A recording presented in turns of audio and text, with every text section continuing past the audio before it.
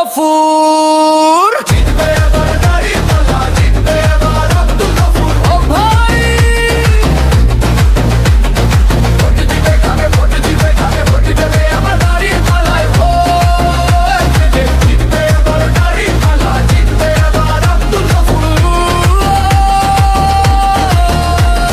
মাঠে বসে চায়ের দোকান, গল্প চলে রাত ভর।